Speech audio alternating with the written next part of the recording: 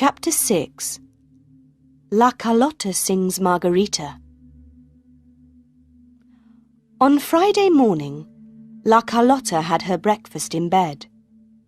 She drank her coffee and opened her morning letters. One letter had no name on it. It was very short. You are ill. You cannot sing Margarita tonight. Stay at home and don't go to the opera house. Accidents can happen. Do you want to lose your voice forever? La Carlotta was very, very angry. She got out of bed at once and did not finish her breakfast. This is from Christine Daae's friends, she thought. They want her to sing again tonight. That Daae girl is going to be sorry for this. I, La Carlotta, I am the best opera singer in Paris. And nothing is going to stop me singing Margarita tonight.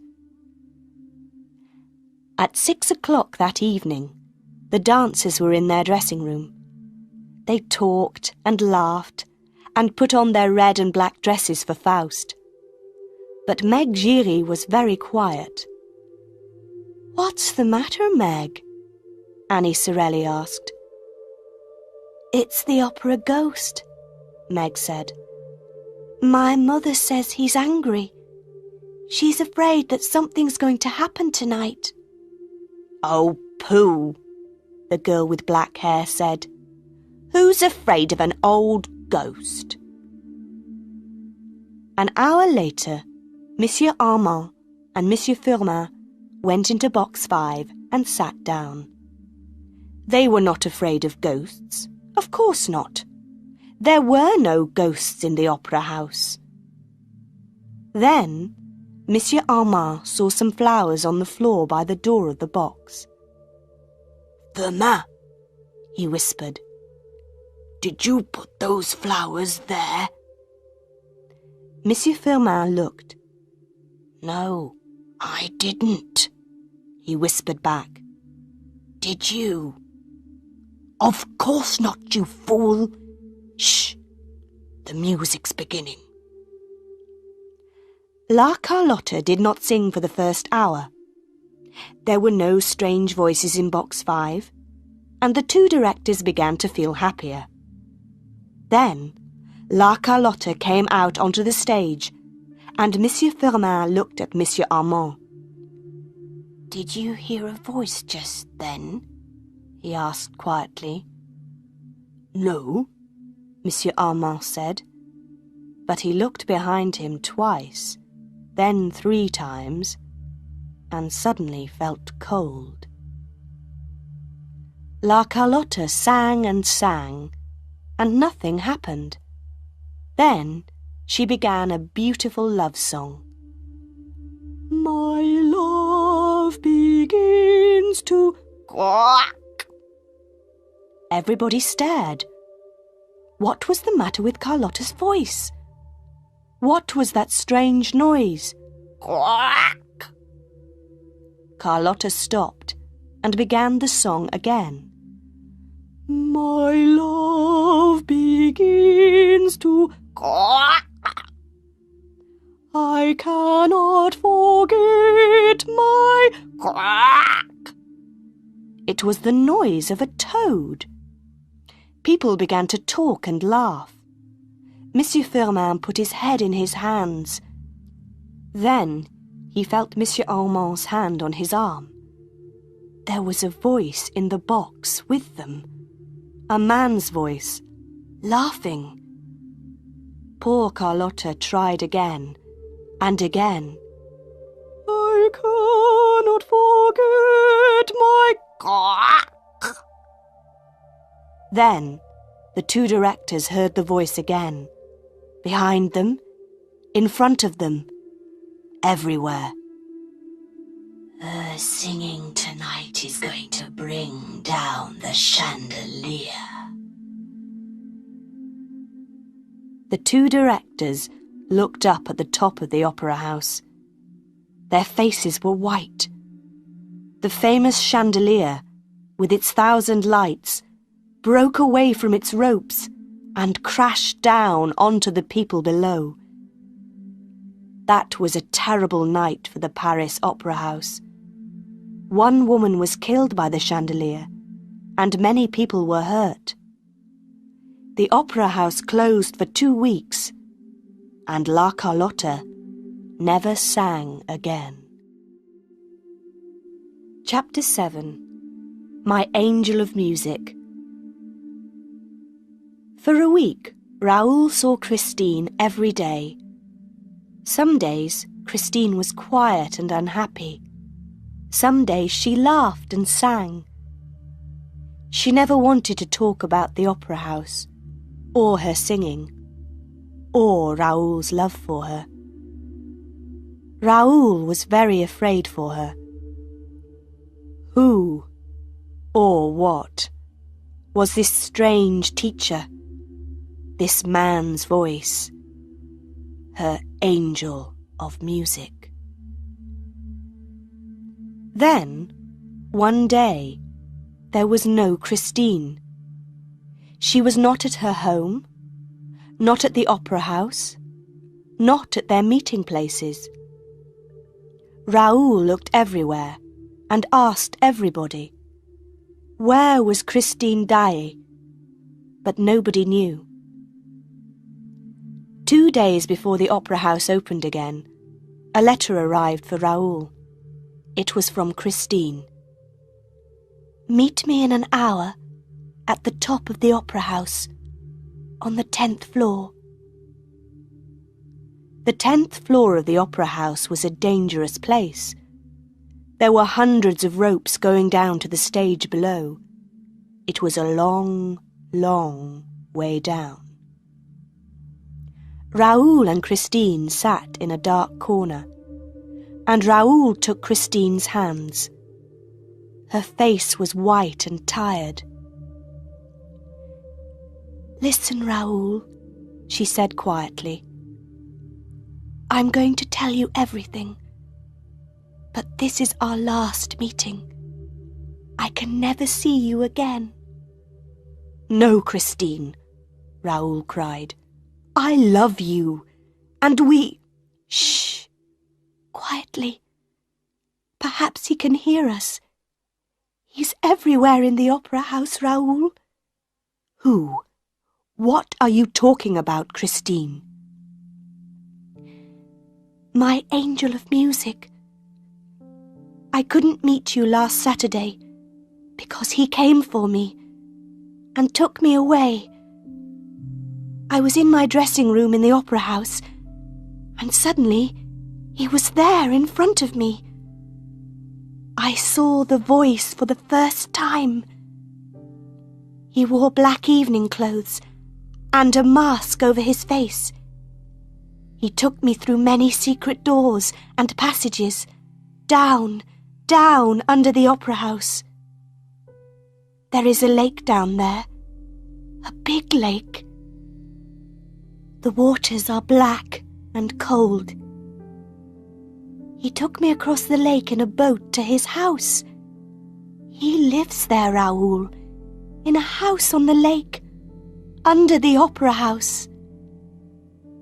Raoul stared at her. Was his beautiful Christine mad? Christine saw his face and said quickly, It's true, Raoul, it's true.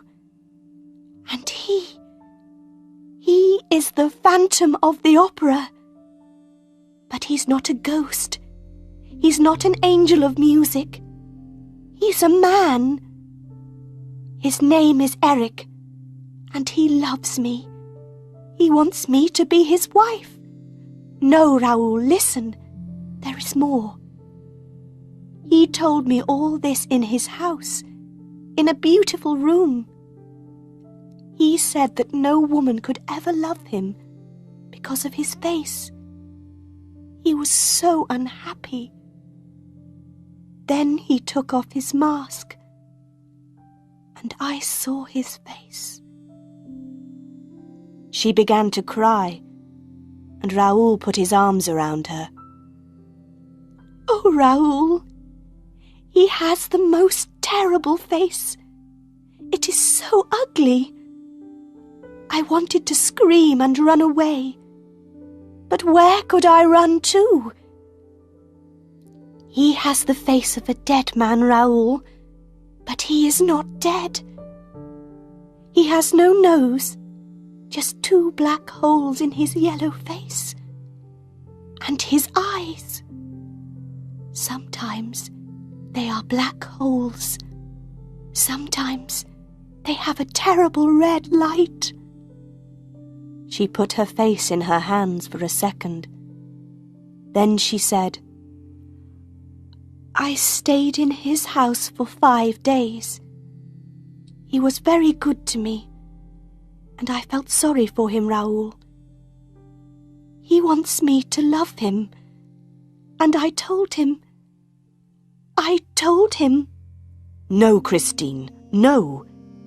You're going to be my wife. Come away with me at once, today. You can't go back to him. But I must, Christine said quietly. He knows about you, Raoul. He knows about us. He says he's going to kill you. I must go back to him. Never, said Raoul. I love you, Christine, and I'm going to kill this Eric. Eric.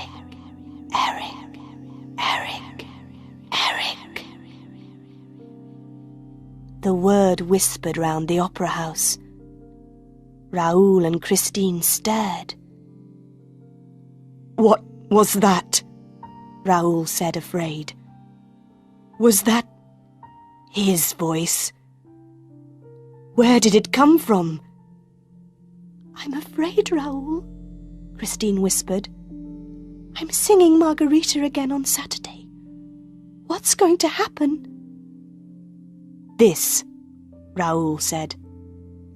After the opera on Saturday night, you and I are going away together.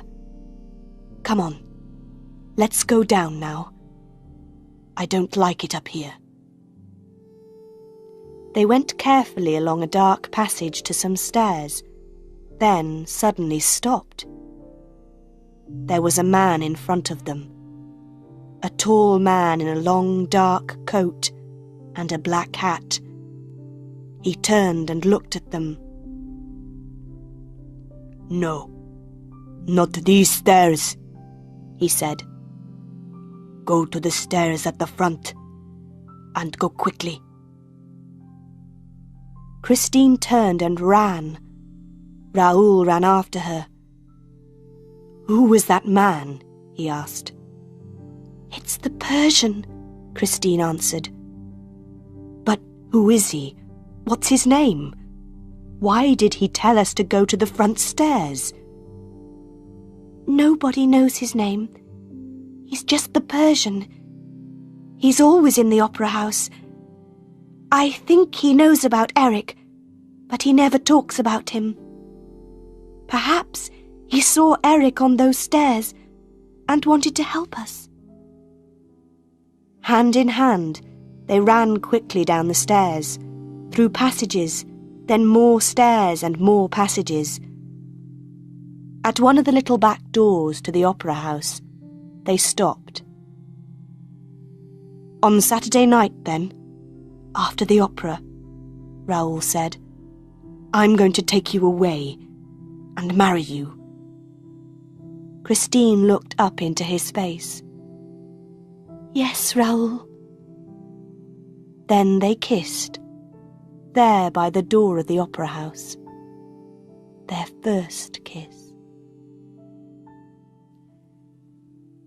Chapter 8. Where is Christine Daae? On Saturday morning, Comte Philippe looked across the breakfast table at his brother. Don't do it, Raoul, please. All this talk about ghosts and phantoms. I think the girl is mad. She's not mad, and I'm going to marry her, Raoul said. She's only a little opera singer, Philippe said unhappily. "And she's very young. Are you still going to love her in 10 or 20 years' time?" Raoul drank his coffee and did not answer. There were 2 more unhappy faces in the opera house, too. The directors now understood about OG. They didn't want any more accidents. "Box 5 is free tonight for OG. Dae is singing Margarita, and here is 20,000 francs. Madame Giry can leave the money in box 5 for him. Is that everything?" Monsieur Armand asked Monsieur Firmin. "It's a lot of money," Monsieur Firmin said unhappily. He thought for a minute. "What about some flowers in box 5? Madame Giry says that OG likes flowers." "OG can bring his own flowers," shouted Monsieur Armand. The evening began well. The chandelier was now back in place with new ropes. All Paris was in the opera house. Everybody wanted to hear Christine Daae's voice again. People also knew about the love story between Christine Daae and the Vicomte de Chauny. There are no love secrets in Paris. People watched the Comte and the Vicomte in box 14 with interest. Young men from families like de Chauny do not marry opera singers. When Christine came onto the stage, her face was white and she looked afraid. But she sang like an angel. Ah, what a voice! All Paris was in love with Christine Daae. She began to sing the famous love song. Suddenly, every light in the opera house went out. For a second, nobody moved or spoke. Then a woman screamed, and all the lights came on again. But Christine Daae was no longer on the stage. She was not behind the stage. She was not under the stage. Nobody could find her. The opera house went mad. Everybody ran here and there, shouted and called. In the director's office, people ran in and out. The police came and asked questions, but nobody could answer the questions. Monsieur Armand got angry and shouted, and Monsieur Firmin told him to be quiet. Then, Madame Giry arrived in the office with her daughter Meg. "Go away, woman!" Monsieur Armand shouted. "Monsieur, there are 3 people missing now," Madame Giry said. "Meg, tell the directors your story." This was Meg's story. "When the lights went out, we were just behind the stage. We heard a scream. I think it was Christine Daae's voice. Then the lights came back on, but Christine wasn't there. We were very afraid, and we began to run back to our dressing room. There were people running everywhere. Then we saw the Vicomte de Chauny. His face was red and he was very angry. 'Where's Christine? Where's Christine?' he shouted. Suddenly, the Persian came up behind him and took his arm. He said something to the Vicomte, and they went into Christine Daae's dressing room." "Yes. And then?" Monsieur Firmin said quickly. "What happened next?" "Nobody knows." Meg's face was white. "We looked into Christine Daae's dressing room, but there was nobody there." Chapter 9. The House on the Lake. When the lights came on, Raoul ran. He ran downstairs and along passages, through the opera house to the back of the stage. In the passage outside Christine's dressing room, a hand took his arm. "What's the matter, my young friend? Where are you running to so quickly?" Raoul turned and saw the long face of the Persian under his black hat. "Christine," Raoul said quickly. "Eric's got her. Where is she? Help me. How do I get to his house on the lake?" "Come with me," said the Persian. They went quickly into Christine's dressing room. The Persian closed the door and went to the big mirror on one wall. "There's only one door into this room," Raoul began. "Wait," the Persian said. He put his hands on the big mirror, first here, then there. For a minute, nothing happened. Then, the mirror began to move and turn, and a big dark hole opened in it.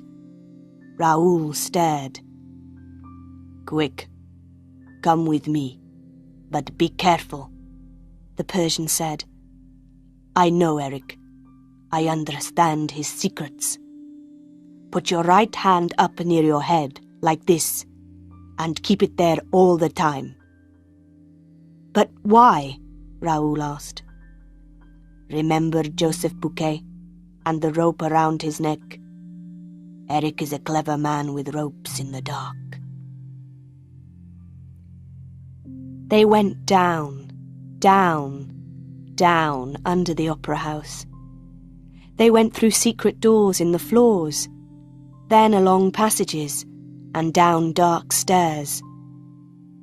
The Persian listened carefully all the time for strange noises. "When do we get to the lake?" Raoul whispered. "We're not going by the lake.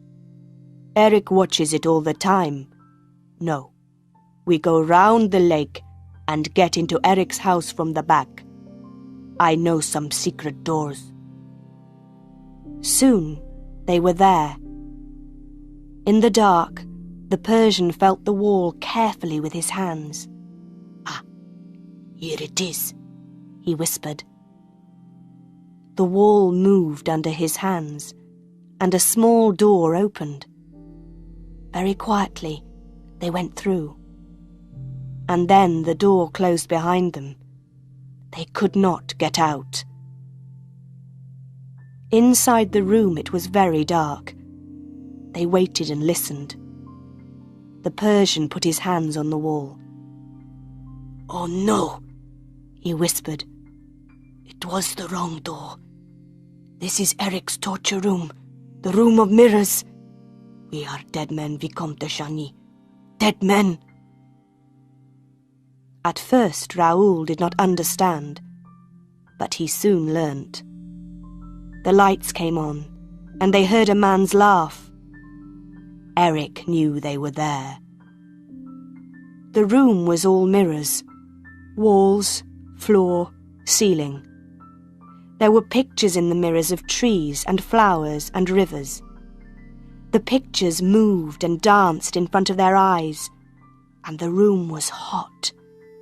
It got hotter and hotter and hotter. Raoul was thirsty, hot and thirsty, and the rivers in the pictures danced and laughed at him. He closed his eyes, but the rivers still danced. Water. He needed water. But the mirrors laughed at him. Soon, he could not move or speak, or open his eyes. He was not thirsty now, just tired, so tired. "Oh, Christine, I'm sorry," he thought. "I wanted to help you, and now I'm dying." Through a mirror in the wall, Christine watched her lover in the torture room. Behind her Eric stood, with his hands on her arms. "He's dying, Christine, dying." Watch him carefully. No, don't close your eyes. Watch him. Christine could not speak. She wanted to scream, but no words came. Then she found her voice again. How can you do this, Eric? Why don't you kill me? Because I love you, Christine. Marry me, be my wife, and love me. Then Raoul and the Persian can live. Slowly, Christine turned.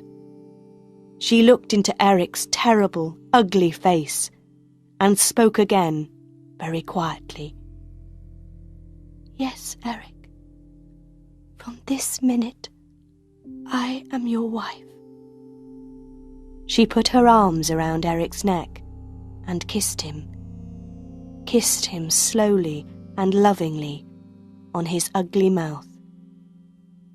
Then she took her arms away and said slowly, Poor, unhappy Eric.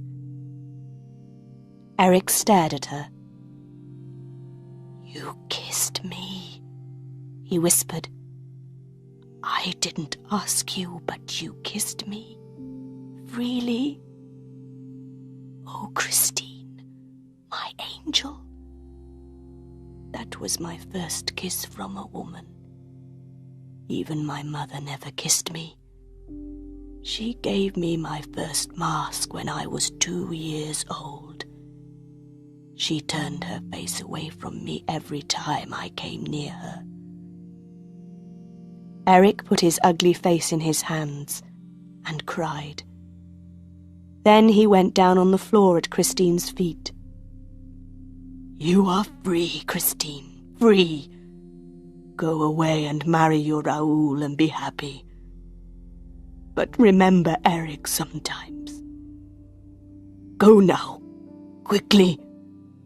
Take Raoul and the Persian and go. Chapter 10. Madame Giry visits the Persian. For weeks, all Paris talked about that night at the opera. Everybody asked questions, but nobody knew the answers. Where was Christine Daae? Where was the Vicomte de Chagny? Were they alive or dead? And the Phantom of the Opera? Some weeks after that famous night, Madame Giry went out one afternoon to a small house near the Rivoli Gardens. She went in and up the stairs to some rooms at the top of the house. The Persian opened the door. Madame Giry looked at him. My friend, you know the answers. Please tell me, are they alive or dead? Come in, the Persian said quietly. They sat down on some chairs by the window and looked out across the Rivoli Gardens. Yes, the Persian said slowly. The Phantom is dead now. He did not want to live any longer. I saw his body 3 days ago, and because of that, I can talk to you about him. He cannot kill me now. So, the Phantom was really a man? Madame Giry asked. Yes, his name was Eric. That was not his real name, of course. He was born in France, but I knew him in Persia. He was a famous builder, and I worked with him there. For a time, I was his friend, but not for long. When he came to Paris, I came after him. I wanted to watch him. He was a very clever, very dangerous man. He could be in 2 or 3 places at the same time. He could be in one place, and his voice could come from another place. He could do many clever things with ropes, and mirrors, and secret doors. You see, he helped to build the opera house. He built secret passages underground and his secret house on the lake. He could not live in the outside world because of his terrible, ugly face. Unhappy Eric. We can feel sorry for him, Madame Giry. He was so clever and so ugly. People screamed when they saw his face. And so he lived this strange life, half man, half phantom. But he was a man in the end. He wanted a woman's love. He stopped, and Madame Giry asked quietly, "And Christine Daae and Vicomte Raoul, what happened to them?" The Persian smiled. "Ah, yes. What happened to young Raoul and the beautiful Christine? Who knows?" Nobody in Paris ever saw Raoul and Christine again. Perhaps they took a train to the north and lived a quiet, happy life together there. Perhaps Christine's wonderful voice is still singing somewhere in the cold and beautiful mountains of Norway. Who knows?